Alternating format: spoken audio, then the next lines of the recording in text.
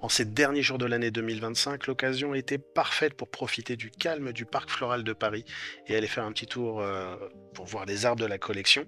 J'en ai profité également pour retrouver JP, parce que juste après Bonsai Culture Expo, il était parti au Japon, donc on s'était pas revu depuis. Il a pu faire un long séjour au Japon et on a pu en discuter tous les deux. Notamment, il a été à la Taikanten, qui est une exposition très importante à Kyoto. Euh, et donc, il a pu me donner ses impressions, on a pu échanger là-dessus. Là, il s'agit de Mathieu.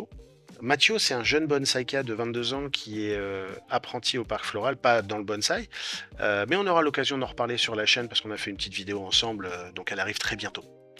Donc l'objectif pour moi, c'était d'aller faire un petit tour au parc floral et puis surtout d'échanger avec JP sur son voyage au Japon, parce que la Taikanten, c'est une exposition vraiment importante qui a lieu chaque année après Bonsai Culture Expo, donc en novembre, je crois, ouais, c'est en novembre. Et donc, JP a pu y aller. Et ce qui était très intéressant, c'est qu'il a pu aller voir Bastien Masson, qui est un jeune Français, un ami à JP qui travaille en tant qu'apprenti dans la pépinière Medjuen. Et donc, il a pu travailler avec eux. JP en allant là-bas et même les accompagner sur l'installation de l'exposition de la Taikanten. Donc il a pu voir l'exposition de l'intérieur avec les professionnels japonais et donc c'était plutôt sympa d'en discuter tous les deux. Ouais, en fait, ce qui est cool, c'est que du coup, ben, Bastien est là-bas depuis 2 ans. Là, il va attaquer sa troisième année. Donc ça, c'est vraiment top. Et du coup, bah, j'ai pu aller, je l'ai rejoint directement chez lui quand je suis arrivé au Japon. Et du coup, j'ai pu bosser quelques jours à Meijuen avec Kenji Oshima. Et du coup, le rencontrer, voir un peu la pépinière, et tout, c'était vraiment. Non, à chaque fois je voyais plein de photos parce que Bastien il poste assez régulièrement son travail, les photos de la pépinière et tout, donc c'est assez dense avec beaucoup d'arbres vraiment incroyables. Euh, Ils sont à Okayama. Okayama c'est une assez grande ville, c'est pas très très connu, mais du coup c'est entre Hiroshima et Osaka. C'est entre les deux. C'est juste avant de descendre vers Takamatsu en fait. C'est à l'intersection. Quand tu veux descendre sur l'île de Shikoku, tu passes par Okayama en fait. Euh, c'est à 2 heures de Kyoto en Shinkansen. C'est ouais, c'est vraiment au milieu. Donc bref, et du coup ouais, j'ai eu ce privilège du coup de pouvoir ben, être un peu là-bas, donner un petit coup de main, et du coup c'était la semaine juste avant la Taikanten.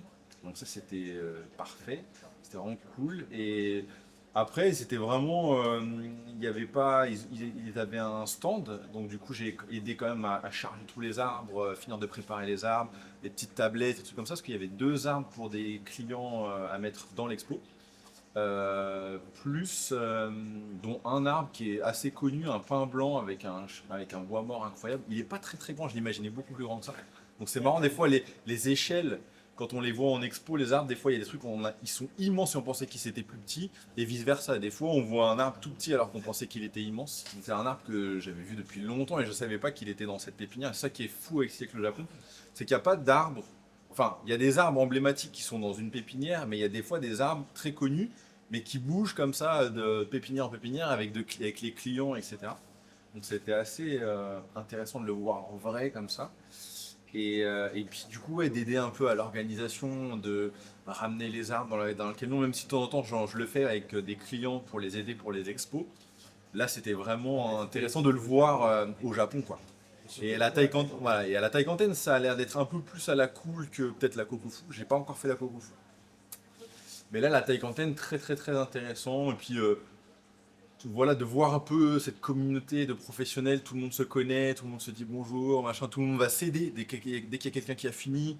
Les gens vont s'aider entre eux. Ah bah lui, il a pas fini son stand, on va aller l'aider. Tout le monde se connaît. Enfin, après, je dis pas que tout le monde s'adore et que voilà, vraiment, c'est cette entraide pour que tout se passe bien, etc. C'est assez cool.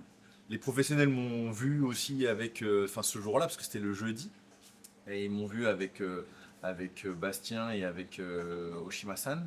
Tu voyais que tout le monde, tous ceux qui étaient là, c'était des professionnels. Après, ils commençaient déjà à voir les Chinois, les acheteurs. Les acheteurs chinois qui étaient en train de se...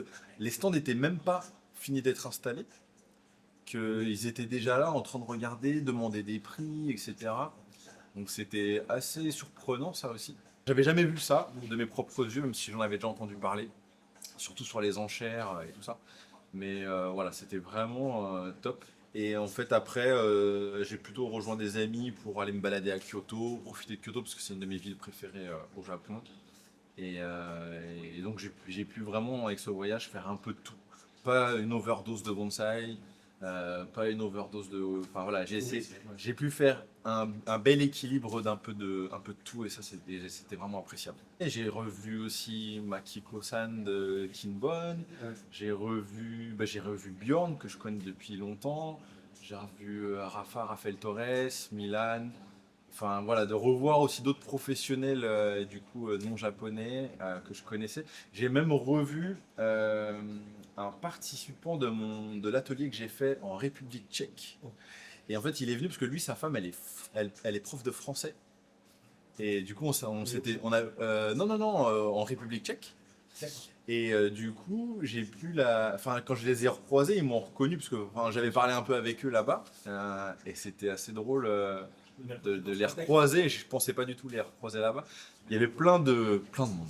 Et c'était très très très agréable. Même si en échangeant avec Koji Hiramatsu, parce que je suis allé le voir après à Takamatsu, il m'a dit que c'était une année où il y avait moins d'occidentaux par rapport à d'autres années.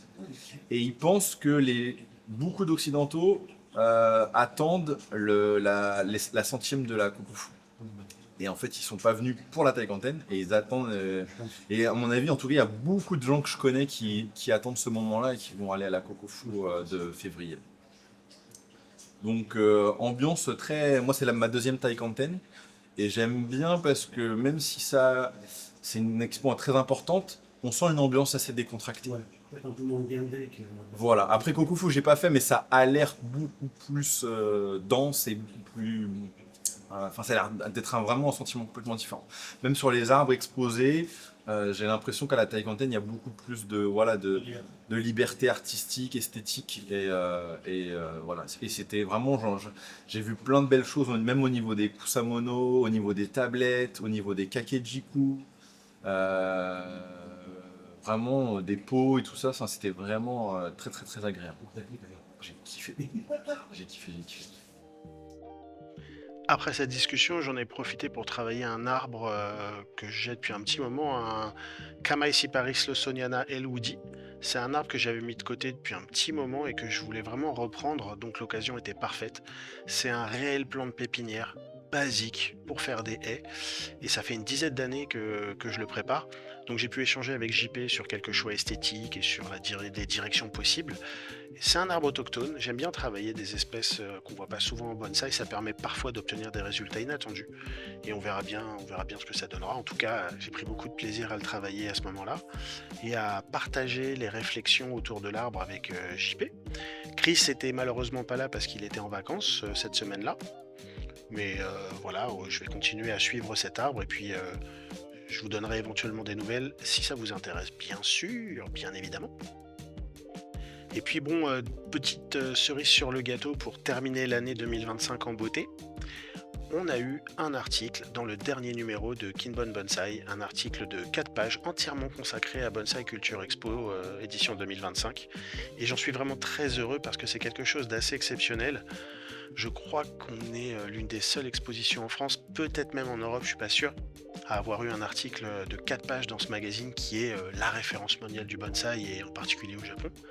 Donc on finit bien l'année après une exposition 2025 magnifique, une super édition avec la délégation d'Omiya qui était là, qui représentait le village du bonsaï d'Omiya. C'était donc une délégation du musée de l'art du bonsaï d'Omiya.